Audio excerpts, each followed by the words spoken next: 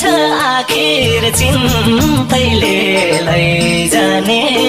तिमी घाममा छाया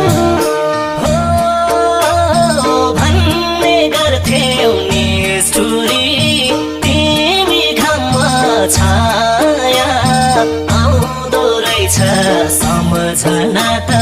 छोटे पनि माया आउँदो रहेछ सम्झना त